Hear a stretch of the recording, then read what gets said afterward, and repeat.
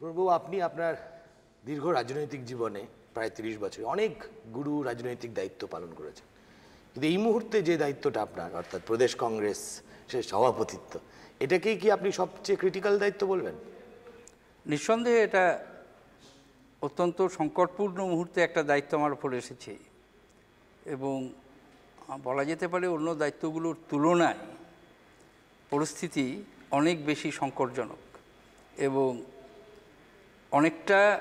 অনেক বেশি পরিমাণ প্রতিকূল পরিস্থিতির মধ্যে কাজ করতে হচ্ছে। এতটা প্রতিকূল পরিস্থিতিতে অন্য কোনো সময়ই কোনো দায়িত্ব পালন করতে হয়নি।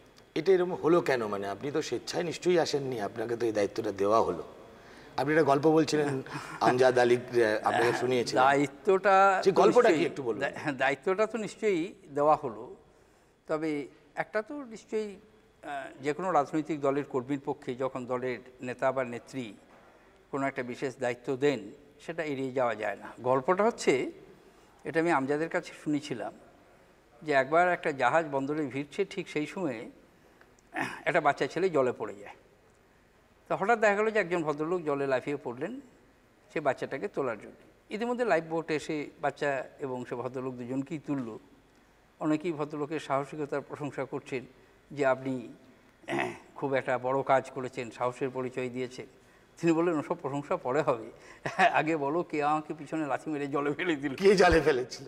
তো এক্ষেত্রে তো কে আপনাকে জলে ফেলেছে সেটা তো আমাদের জানা। যাই হোক, সোনিয়া গান্ধী। কিন্তু আপনাকে কেন নির্বাচন করলেন মনে হলো? প্রশ্নটা দুটো কারণে রেলিভেন্ট। একটা হচ্ছে, ধরুন পশ্চিমবঙ্গে এখন মূল বাম বিরোধী শক্তি হিসেবে মমতা বন্দ্যোপাধ্যায় এমার্জ করেছেন, আপনি নিজেও স্বীকার করেছেন। তার সঙ্গে আপনার সম্পর্ক খুব মধুর ছিল না। দ্বিতীয়ত, আপনি যে অর্থে ধরুন বাকি বরকত গনি খান বা প্রিয়রঞ্জন এরা যে সেন্সে বাংলায় পলিটিক্স করেন, যেভাবে দীর্ঘদিন এখানেই রয়েছেন, আপনি একটু দিল্লিমুখী রাজনীতি বেশি করেন। পুরোটাই দিল্লিমুখী, সর্বভারতীয়। তবু আপনাকে কেন চুজ করলেন? না, দুটো কারণে। একটা কারণ হচ্ছে বরকত সাহেব তো ছিলেন দায়িত্বে, বিভিন্ন রকম তার শারীরিক কারণেই হোক বা অন্য যে কোনো কারণেই হোক একটা সাংগঠনিক অচলাবস্থা তৈরি হয়ে গিয়েছিল। প্রিয়রঞ্জনও ছিলেন কার্যকরী সভাপতি। এখন সভাপতিকে সরিয়ে দিয়ে কার্যকরী সভাপতিকে যদি করা হয় তাহলে সাধারণ মানুষের মধ্যে এর একটা খুব ভালো প্রতিক্রিয়া সৃষ্টি নাও হতে পারে। অন্য অপেক্ষাকৃত তরুণদের উপরই দায়িত্ব দেওয়ার কথা আমাকে যখন জিজ্ঞেস করেছিলেন আমি বলেছিলাম, কিন্তু সেখানে তার মনে হলো যে সম্ভবত বরকত সাহেব একজন সিনিয়র লিডার ছিলেন, তার পরিবর্তে অন্য কোনো অপেক্ষাকৃত তরুণ নেতা যদি দায়িত্বে আসেন, কারণ সবটাই অ্যাডহক কমিটি, সর্বভারতীয় সভাপতি মনোনীত করছেন, নির্বাচনের মধ্য দিয়ে হলেও অন্য জিনিস ছিল। সেই কারণে তিনি হয়তো ভাবলেন যে আর একজন মোটামুটি সমান্তরাল পর্যায়ের লোক সে যদি আসে তাহলে বোধহয় ওই ধরনের সমস্যা যেটা অনেকটা ব্যক্তিগত ইগোর সঙ্গে জড়িত সেই প্রশ্নটা আসবে না। এই কারণেই বাছা হলো। আরও একটা কারণ হয়তো হতে পারে যে কিছু কিছু লোক পশ্চিমবাংলায় যারা পরিবর্তন বা পশ্চিমবাংলার পরিস্থিতি নিয়ে আলোচনা করেছিলেন তখন জানতাম না, পরে শুনলাম তারা নাকি হঠাৎ নিজেরা খানিকটা উদ্যোগী নিয়ে বললেন যে উনি গেলে পারে ভালো। কেন বললেন তারা ভগবান জানেন, কিন্তু আপনাকে এই দায়িত্ব না দিলেই তো আপনি বেশি খুশি হতেন, তাই কিনা? এখন ধরুন দায়িত্ব যখন এসেছে তখন আরও প্রশ্নটার মধ্যে যাচ্ছি না, কারণ আমি আগেই বলেছি যে কোনো রাজনৈতিক দলের যে কোনো কর্মীর পক্ষেই একটা দায়িত্ব আসলে সেই দায়িত্বটা এড়িয়ে যাওয়া সম্ভবপর হয় না। আপনি সারা জীবনে কখনো এড়াননি? এবং দায়িত্ব আমি কখনো এড়াইনি। যে দায়িত্ব আমাকে দেওয়া হয়েছে আমি সেটা করার চেষ্টা করেছি। ভালো করেছি কি খারাপ করেছি, সফল হয়েছি কি অসফল হয়েছি সেটা আলাদা প্রশ্ন, কিন্তু আমি এড়িয়ে যাই। কিন্তু আপনার যে দায়িত্বটা এই মুহূর্তে পেয়েছেন সেটা ধরুন প্রায় ওই যে জলে তো ওই ভদ্রলোক তো ছেলেটিকে বাঁচাতে পেরেছেন, কিন্তু আপনার পক্ষে কি কংগ্রেসকে কিভাবে বাঁচাবেন? What is your recipe? না, এখানে ধরুন আমাদের অবস্থাটাকে একটু পর্যালোচনা করে দেখা যাক। যদি শুধুমাত্র আমি ধরে নিই যে পশ্চিমবাংলার বিধানসভার আগামী বিধানসভার নির্বাচনে দলের সাফল্যটাই হচ্ছে একমাত্র মাপকাঠি, সেদিক থেকে খুব একটা বড় সাফল্য তো আমিও প্রত্যাশা করি না, কেউই প্রত্যাশা করে না। কিন্তু একটা রাজনৈতিক দল নির্বাচনে লড়াই করা ছাড়াও তার নীতি, তার আদর্শ, তার কর্মসূচি সাধারণ মানুষের মধ্যে প্রচার করা এবং সাধারণ মানুষের মধ্যে তার সমর্থন গণভিত্তিটাকে তৈরি করে, এটা হচ্ছে কি তার প্রাথমিক এবং প্রধান লক্ষ্য। সেই লক্ষ্যটাকে সামনে রেখে পশ্চিমবাংলার কংগ্রেস এর বিশ্বাসযোগ্যতা এবং গ্রহণযোগ্যতাটা যেটা অনেকখানি নষ্ট হয়ে গেছে সেটা মানুষের কাছে বাড়িয়ে তুলতে হবে। কতটা বাড়াতে পারবো, কতটা সাফল্য লাভ করব, সেটা ভবিষ্যতের উপরে নির্ভর করবে, কিন্তু সেই কাজটা তো শুরু করতে হবে। এবং আমি সেই শুরু করার কাজটা আরম্ভ করেছি। নির্বাচনের মধ্যে হবে, এখন নির্বাচন তো ধরুন প্রতি 1 বছর 2 বছর 3 বছর 5 বছর অন্তর হবে। নির্বাচনী সাফল্য কখনো রাজনৈতিক দলের জীবনে আসবে, নির্বাচনী ব্যর্থতাও আসবে। 2 বা 3টে ব্যর্থতা বা 2 বা 3টে সাফল্যই চূড়ান্ত কথা নয়, কারণ গণতান্ত্রিক ব্যবস্থায় নির্বাচন হবে, কখনো জিতবে কখনো হারবে। পশ্চিমবাংলায় একটানা আমরা প্রায় 30 বছর হাঁটছি, হয়তো এবারেও আমাদের, আমি আগেই বলেছি যে নির্বাচনে আমি আশানুরূপ যে একটা বিরাট কিছু সাফল্য লাভ করবো এটা প্রত্যাশা করছি না, কারণ আমাদের গণভিত্তি অনেকটা কমে গেছে এবং মূল বাম বিরোধী রাজনৈতিক শক্তি হিসাবে, যেটা 1977 থেকে 1996 সালের নির্বাচন পর্যন্ত কংগ্রেস ছিল, কংগ্রেসের আসন সংখ্যা যাই হোক, ভোট সংখ্যা শতকরা 40-এর মতো ছিল, যেটা খুব বড় অংশ। ভারতবর্ষে কোথাও কংগ্রেস অত ভোট পেত না, ভারতবর্ষে কোথাও কংগ্রেস অত ভোট পেত না। এবং যেহেতু ভোটটা সমীকরণ হয়ে যেত, মেরুকরণ হয়ে যেত দুটো বড় শক্তির মধ্যে, বাম এবং অবাম, যে কারণে আমরা ভোটের তুলনায় আসন কম পেতাম, কিন্তু জনসমর্থনটা ছিল, গণভিত্তিটা ছিল, সেটাও নষ্ট হয়ে গেছে অনেকটা, প্রায় 2/3 চলে গেছে মমতার সঙ্গে। কাজে সে অবস্থাটা আমি জানি, কিন্তু তার সাথে এটাও আমি জানি যে আমি আজও বিশ্বাস করি যে কোনো রাজনৈতিক দল, সেই রাজনৈতিক দলে ভারতবর্ষের গত 50 বছরের অসংখ্য রাজনৈতিক দল যারা রাজনীতিতে এসেছে, তাদের মধ্যে মাদ্রাজের তামিল পার্টি এবং পাঞ্জাবের আকালি পার্টি ছাড়া অন্য কোনো রাজনৈতিক দল, কিন্তু আঞ্চলিক দল, তারা 2 দশক বা 3টে দশকের বেশি টিকে থাকে। এই যে দুটো পরস্পর বিরোধী বাধ্যবাধকতা, অর্থাৎ একদিকে দিল্লিতে আপনার বাধ্যবাধকতা যে বিজেপির সঙ্গে কিছুতেই থাকা চলবে না, এদিকে আবার পশ্চিমবঙ্গে কংগ্রেসকে একটা কট্টর বাম বিরোধী ভাবমূর্তিও রাখতে হবে, বিশেষ করে নির্বাচনের, এবং তলার দিকে একটা চাপ আছে যে মমতার সঙ্গে যাওয়ার, এবং মমতাও চেষ্টা করেছিলেন তার মতো করে একটা মহাজোট করা। এই দুটো পরস্পর বিরোধী বাধ্যবাধকতার মাঝখানে দাঁড়িয়ে আপনি কিভাবে দিশা দেবেন দলকে? এখন আপনি যে প্রশ্নটা করলেন এটা ঠিকই, যে একদিকে রয়েছে পশ্চিমবাংলায় একটা প্রচণ্ড বাম বিরোধী মানসিকতা, এবং সেই বাম বিরোধী মানসিকতা বা বাম বিরোধী যে মানুষের ভাবনা চিন্তা, তার নেতৃত্ব দিচ্ছেন মমতা বন্দ্যোপাধ্যায়, সেখানে কোনো সন্দেহ নেই। এবং এটাও সত্য যে সব বাম বিরোধী ভোটটাকে যদি একটা বাক্সে টেনে নিয়ে আসা যায়, তাহলে বাম ফ্রন্টের পরাজয়টাকে সুনিশ্চিত করা যায়। এবং এটা বোধহয় সাধারণভাবে বলা যেতে পারে, যে কোনো ক্ষমতাসীন দলের বিরুদ্ধে বিরোধী দলের লোকেরা যদি একজোট হয়, তাহলে ভোটের বাক্সে তার একটা প্রতিফলন পড়ে, এটা একটা বাস্তব সত্য। কিন্তু পাশাপাশি আরও একটা দিকও ভাবতে হয়, এবং বিশেষ করে সর্বভারতীয় রাজনীতির ক্ষেত্রে, যে সরকার বদলানোটা একদিনের কাজ, যেদিন আমরা ভোট দিচ্ছি সেদিনই সরকারের ভাগ্যটা ঠিক হয়ে গেল, কিন্তু সরকার চালানোটা 5 বছরের কাজ। এখন একদিনের কাজটার জন্য আমরা একটা লক্ষ্যকে সামনে রেখে একজোট হতে পারি, কিন্তু 5 বছরের কাজটা করার জন্যে যদি নীতিগত এবং কর্মসূচিগত ঐক্য না থাকে, তাহলে কিন্তু অসুবিধা হয়। সেক্ষেত্রে আমাদের বক্তব্যটা খুব পরিষ্কার, যে মমতা বন্দ্যোপাধ্যায়ের সঙ্গে আমাদের কাজ করার কোনো অসুবিধা হবে না। কেননা তিনি কি ভাবছেন আমি জানি না, কিন্তু আমরা তাকে মনে করি যে তিনি কংগ্রেসের বাইরে থাকা কংগ্রেসের লোক, তার চিন্তা, তার মানসিকতা, তার ধ্যান ধারণা, সেটা হচ্ছে কংগ্রেসের চিন্তা, কংগ্রেসের মানসিকতা, কংগ্রেসের ধ্যান ধারণার সঙ্গে। কাজেই তার সঙ্গে কংগ্রেসের নীতিগত কর্মসূচিগত ঐক্যে পৌঁছানোটা কোনো অসুবিধা হবে বলে আমি মনে করি না। অসুবিধাটা যেটা হবে সেটা বিজেপির সঙ্গে।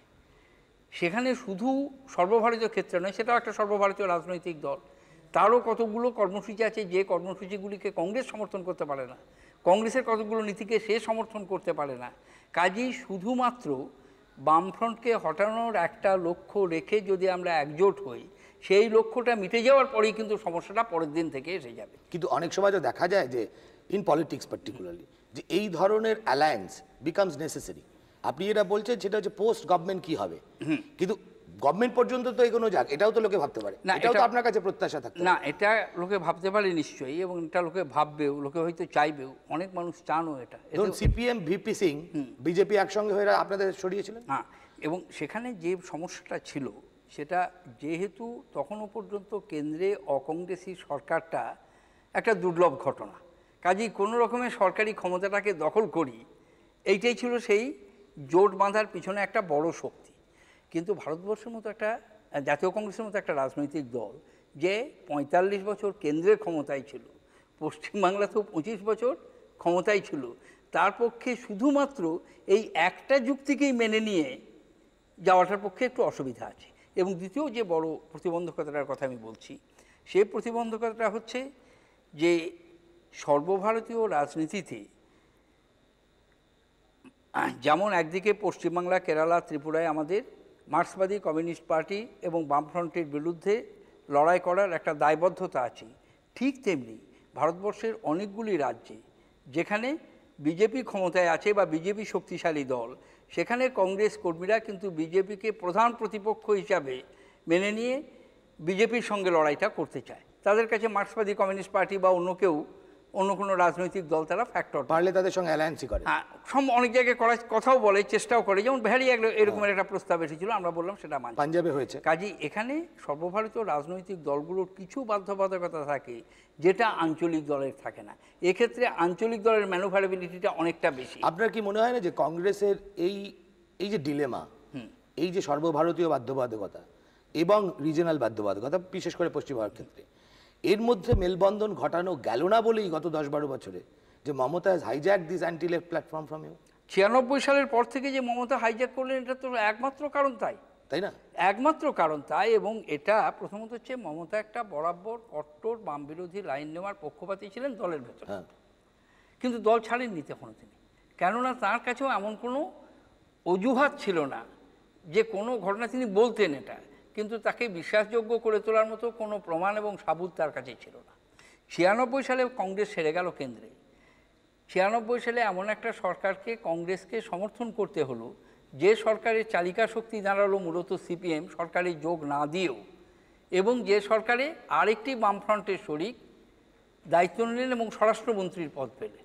কাজী মমতার পক্ষে পশ্চিমবাংলার বাম বিরোধী মানুষকে বোঝানো অনেক সহজ হয়ে গেল যে কেন্দ্রের কংগ্রেস নেতৃত্ব পশ্চিমবাংলার রাজ্য কংগ্রেসকে কট্টর বাম বিরোধী ভূমিকা নিতে দেবে না। তাদের সর্বভারতীয় রাজনীতির দায়বদ্ধতা এবং বাধ্যবাধকতা থেকে সেটা অনেকখানি প্রমাণিত হয়ে গেল, এটা তো আমি স্বীকার করে নিচ্ছি। আচ্ছা, আপনার এই যে পশ্চিমবঙ্গের মানুষ, আপনি পশ্চিমবঙ্গের মাটিতেই আপনার জন্ম, বড় হওয়া, রাজনৈতিক পরিচয়, যাই হোক, আপনি গত 30 বছর ধরে দিল্লিতে আছেন, আপনার মাঝে মাঝে মনে হয় না যে গাঝাড়া দিয়ে আমি বড় অ্যান্টি লেফটি থাকি? একটা দিক থেকে এর একটা অসহনীয় অবস্থা না আপনার কাছে? পশ্চিমবাংলায় বামফ্রন্টের 25 বছরের কিছু কম 24 বছরের শাসন যে নিঃসন্দেহে পশ্চিমবাংলাকে সব দিক থেকে পিছিয়ে দিয়েছে। কাজেই এই স্বল্প পরিবেশে সেটা আলোচনা করা যাবে না। এখানে আমি পুরো একমত যে এই সরকারের আর একটা দিনও থাকা উচিত নয়। কিন্তু সঙ্গে সঙ্গে আমি এটাও কিন্তু জানি, আমার দীর্ঘদিনের রাজনৈতিক অভিজ্ঞতা থেকে দেখেছি যে শুধু নেতিবাচক রাজনীতির একটা সীমাবদ্ধতা থাকে, যে সেই যে মেইন সোর্স অফ ইরিটেশন সেটা সরে যাওয়ার পরেই মানুষজন অনেকটা দিশেহারা হয়ে যায়। 70-এর দশকে যে প্রচণ্ড অ্যান্টি ইন্দিরা মানসিকতা বা অ্যান্টি কংগ্রেস মানসিকতা কংগ্রেস বিরোধী রাজনৈতিক দলগুলোকে নিয়ে এসে 77 সাল ঘটালো, ঠিক কয়েক মাসের মধ্যেই কিন্তু যখন ফোকাসটা সরে গেল তারা নিজেদের অসহায় অনুভব করল। কাজেই সাইকোলজির দিক থেকে, আবেগের দিক থেকে আমি আপনার সঙ্গে একমত যে এই ইচ্ছা যে কোনো বাঙালিরই হবে, যারা বাম রাজনীতির সঙ্গে একমত নয় বা বাম রাজনীতির বিরোধী, প্রত্যেকেরই হবে। কিন্তু সঙ্গে সঙ্গে পাশাপাশি দীর্ঘদিনের রাজনৈতিক দলের একজন কর্মী হিসাবে অভিজ্ঞতা আমাকে বলে এটা কিন্তু আবেগী, একে যদি বাস্তবে রূপায়িত করতে হয় তার সঙ্গে এর পাশাপাশি অন্য কতগুলো সমস্যার কথাটাকেও মাথায় রেখে একটা রাস্তা বের করতে হয়। আচ্ছা, ধরুন মমতার একসময় একটা প্রগাঢ় ধারণা ছিল যে দল থেকে ওকে তাড়ানোর পিছনে আপনার একটা মস্ত বড় ভূমিকা আছে, এবং পরবর্তীকালে আমিও লিখেছি, আপনিও জানেন, এবং এখনো পর্যন্ত কিন্তু সেটা ক্লিয়ার হয়নি। আপনি কি বলতে পারেন যে মানে আপনার কি মনে হয় না যে আপনি একটু উদ্যমী হলে মমতাকে দলেই রাখা যেত? আমি এইটা বলবো যে মমতার জনপ্রিয়তা এবং সেই জনপ্রিয়তায় কংগ্রেসের ভোট টেনে নিয়ে যাওয়ার ক্ষমতা সম্পর্কে আমার আন্ডার অ্যাসেসমেন্ট ছিল। আপনি কি বলতে পারেন যে মানে আপনার কি মনে হয় না যে আপনি একটু উদ্যমী হলে মমতাকে দলেই রাখা যেত? আমি এইটা বলবো যে মমতার জনপ্রিয়তা এবং সেই জনপ্রিয়তায় কংগ্রেসের ভোট টেনে নিয়ে যাওয়ার ক্ষমতা সম্পর্কে আমার আন্ডার অ্যাসেসমেন্ট ছিল, এটা আমি খুব স্বীকার করতে আমার কোনো দ্বিধা নেই। কিন্তু একটা বাধ্যবাধকতা আমার আছে, যে কারণে দায়িত্বটা আমি নিজেই নিয়েছি, আপনাকে কেসরি যে ইন্টারভিউ দিন, ঘটনাটা কিন্তু এই যে কেসরির কাছে আমি পদত্যাগপত্র পাঠিয়েওছিলাম এবং সেটা ওর কাছেই ছিল, তার পরের দিনই পাঠিয়েছিলাম। সোমেন যেদিন পদত্যাগপত্র দিলেন ঠিক সেই দিনই সন্ধ্যের সময়, সোমেন আগে দিয়েছিল। তা আমি যেহেতু এই কথাগুলো দলের ভেতরে হয়েছে, দলের অন্য সহকর্মীরা জড়িয়ে আছেন এর সঙ্গে, সেই জন্য এই নিয়ে আমি কোনো প্রকাশ্যে বিতর্কে আসিনি। আমি এমনকি কংগ্রেস সভাপতি হওয়ার পর সোনিয়া গান্ধী যখন কংগ্রেস সভাপতি হলেন, তাকেও আমি চিঠি লিখে জানিয়েছিলাম, একটা লম্বা চিঠি সমস্ত ঘটনা বিশ্লেষণ করে, যে দলের একজন সিনিয়র রাজনৈতিক কর্মী হিসাবে দায়িত্বটা কিন্তু আমার এটা বোঝা উচিত ছিল এবং আমার এটাকে ঠেকানো উচিত ছিল। সে দায়িত্বটা আমি মেনে নিয়েছি। এবং আমরা শুনেছিলাম সেই সময় সোনিয়াও আপনার উপর অপ্রসন্ন ছিলেন। সেটা থাকতে পারেন, সেটা খুব অস্বাভাবিক কিছু না, কিন্তু সেটা আমি কোনো... কিন্তু আপনার কেন মনে হলো, ধরুন একটি মেয়ে, সে 1984 সালে প্রথম লোকসভায় দাঁড়িয়েছে, 15 বছরের মধ্যে তার এরকম উল্কা সদৃশ উত্থান, কংগ্রেসের মতো একটা 100 বছরের পুরনো দল, যে দলটা বাম বিরোধিতার কমপ্লিট লেজিটিমেসি নিয়ে বাংলায় ছিল। একটা কারণে আমি বলছি যে এইটা আমার আন্ডার অ্যাসেসমেন্টের পিছনে কতগুলো ফ্যাক্ট ছিল। সেটা হচ্ছে চৌরঙ্গীর উপনির্বাচন। চৌরঙ্গীর মতো সিট, যেটাকে আমরা কংগ্রেসের পকেট বড় বলতাম, প্রার্থী মনোনয়ন থেকে আরম্ভ করে নির্বাচন পরিচালনায় মমতা যা চেয়েছিলেন আমরা তাই দিয়েছিলাম, তাও পারেননি, কিন্তু পারলেন না। উপনির্বাচনে হেরে গেলাম, অনিল চ্যাটার্জি জিতলেন। তো রেট্রোস্পেক্টিভলি আপনার কি মনে হয় কেন পারলো? What are the factors that you underestimate? না, আমার নিজের যেটা ধারণা, যে এবং সেই বিপদটা কিন্তু মমতার এখনও আছে, যে কংগ্রেস থেকে যে মানুষগুলি, মানে কংগ্রেসের গোষ্ঠীদ্বন্দ্বে আজকে গোষ্ঠী পরিবর্তন করে ওর সঙ্গে যাচ্ছেন, তাদের ওপর পরবর্তীকালে যেটা শুনেছিলাম, কোনো ডিটেল খবর আমি পাইনি, অত্যধিক নির্ভরতা। এবং শুধু একটা ঘটনা নয়, যেমন ধরুন 85 সালের আমি কিছুদিনের জন্য প্রদেশের সভাপতি ছিলাম, পুরসভার নির্বাচনে যাদবপুর, বেহালা, অর্থাৎ দক্ষিণ কলকাতার যেগুলো আসে প্রায় 41টা আসনের মনোনয়ন, সিংহভাগ বললেও ভুল হবে, শতকরা 90 ভাগ আমি মমতার কথা মতো, যে মমতা বলতেন যে এরা জিতবে, যেমন বলে আর কি কংগ্রেসের লোকেরা, দিয়েছিলাম। কিন্তু 85 সাল, 90 সাল যাদবপুরে একটা সিট আমরা পাইনি, 16টার মধ্যে একটা সিটও, 14টার মধ্যে একটা সিটও আমরা পাইনি। বেহালায় 16টার মধ্যে আমরা কম পেয়েছি। কাজে আমার যেটা মনে হয়েছিল যে ওর ক্ষমতা আছে মানুষকে টানার, ওর সততা, ওর সাহসকে মানুষ প্রশংসা করে, মানুষ সেটা ব্যালটে রূপান্তরিত হবে, সেটা ব্যালটে রূপান্তরিত করতে পারবে, এইটা আমি ভাবিনি। এই 1 নম্বর। আর 2 নম্বর ভুল যেটা হয়েছিল, আমার নিজের যেটা ধারণা ছিল যে ওই গালাগালি করবে, সমালোচনা করবে, খবরের কাগজে বিবৃতি দেবে, কিন্তু বেরিয়ে গিয়ে পার্টি করবে, এইটা বুঝতে পারি। এটা আপনি ভাবতে পারেন। আচ্ছা, কিন্তু আজকে তো ধরুন রেট্রোস্পেক্টিভলি আপনি তো, ও তো নিয়ে চলে গেল, হাইজ্যাক করে গেল প্ল্যাটফর্মটা, আপনার ঠিক কি মনে হয় যে ধরুন কংগ্রেসি নেতাদের মধ্যে যাদের সম্পর্কে বামেদের বন্ধু ভাবাপন্ন বলে ভাবা হয়, অন্তত মমতা ভাবেন বা ওর সতীর্থরা ভাবেন, তার মধ্যে কিন্তু আপনি অন্যতম। আপনার কি মনে হয় না যে একটা যেমন দেখুন, একটা যেমন কথা আছে, there is no problem in life, only opportunity, আপনার কি মনে হয় না যে প্রদেশ কংগ্রেসের দায়িত্বটা যত কঠিনই হোক, আপনার সামনে একটা ঐতিহাসিক সুযোগও এসেছে এই ধারণাটা ডিসপেল করার? না, এটা একটা ধারণা আছে পশ্চিমবাংলায়, এটা আমি অস্বীকার করব না। আপনি জ্যোতি বসুর বন্ধু, হরকিষেন সিং সুরজিৎ আপনার সঙ্গে কথা বলে, এবং অনেকেই মনে করে যে দিল্লিতে বসে বোধহয় এই পশ্চিমবঙ্গে কলকাঠির যা নাড়েন, যে বামেদের সঙ্গে থাকতে হবে, সর্বভারতীয়বাদ, এগুলো প্রণবদা অনেকখানি চাপিয়ে দেন। এইটা কিন্তু একবারে সম্পূর্ণ ভুল তথ্যের উপর প্রতিষ্ঠিত। তার কারণ, যখন এই প্রস্তাবটা আসলো বাজপেয়ীর সরকার পড়ে যাওয়ার পর, যে জ্যোতিবাবুকে প্রধানমন্ত্রী করা হোক, সবচেয়ে বিরোধিতা কিন্তু কংগ্রেসের পক্ষ থেকে আমি করেছি। এবং সাধারণত আমি যেটা করি না, ওয়ার্কিং কমিটিতে বিরোধিতা করার পরেও কিন্তু ওই প্রথম এবং আজ পর্যন্ত শেষবার সংবাদপত্রে আমি বলেছিলাম যে আমি এটার বিরোধিতা করেছি, ফর্মাল ব্রিফিংয়ের।